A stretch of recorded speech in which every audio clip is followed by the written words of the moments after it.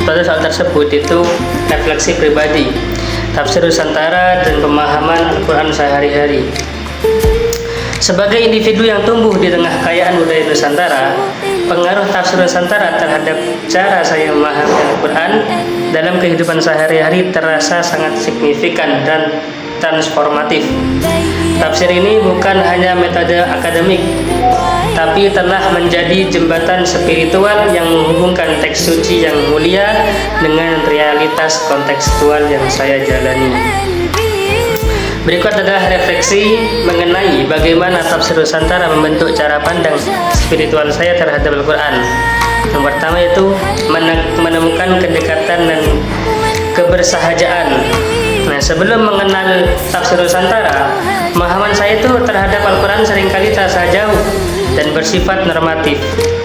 Namun, melalui pendekatan Nusantara, ayat-ayat suci menjadi bersahaja dan dekat, yang mana pernah saya implementasikan ketika mendengar kisah tentang persaudaraan dan keadilan dalam Al-Quran, seperti dalam Quran surat Al-Hujurat ayat 10, yang mana Allah berfirman, Bismillahirrahmanirrahim, innamal mu'minuna ikhwatun fa aslihu baina akhawaykum wattaqullaha la'allakum turhamun. Artinya itu, sesungguhnya orang-orang mukmin itu bersaudara, karena itu damaikanlah kedua saudaramu dan bertakwalah kepada Allah agar kamu dirahmati. Ketika mendengar ayat tersebut, pikiran saya langsung menuju pada prinsip persaudaraan atau saling memanusiakan dalam budaya lokal.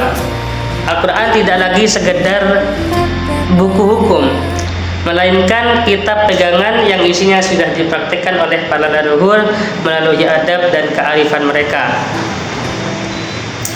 Pada poin yang kedua yaitu menguatkan nilai moderasi dan kedamaian. Tafsir Nusantara yang diwariskan oleh ulama seperti Syekh Nawawi Al-Bantani hingga Ki Haji Hashim Asy'ari sangat kental dengan penekanan pada toleransi, kerukunan, dan Islam yang rahmatan lil alamin. Yang mana saya pernah juga mengimplementasikan juga itu. Saat membaca ayat-ayat tentang perbedaan dan kebebasan beragama, misalnya pada surat Al-Baqarah ayat 256, yang mana Allah berfirman, Bismillahirrahmanirrahim, la ikraha fid din qad tabayyana rusydu minal ghayy faman yakfur bittaghut wa yu'min billahi faqad istamsaka bil urwatil wuthqa la infisama laha wallahu samiun alim. Artinya, tidak ada paksaan dalam agama Islam. Sungguh telah jelas jalan yang benar dari jalan yang sesat. Siapa yang ingkar kepada tagut dan beriman kepada Allah, sungguh telah berpegang teguh pada tali yang sangat kuat yang tidak akan putus. Allah Maha mendengar lagi Maha mengetahui. Shadaqallahul adzim. Tafsir Nusantara mendorong saya untuk tidak melihat perbedaan sebagai ancaman, melainkan sebagai sunnatullah yang harus disikapi dengan tenggang rasa. Al-Quran menjadi dasar spiritual untuk menjaga dan berpartisipasi aktif dalam memelihara keharmonisan bangsa yang majemuk.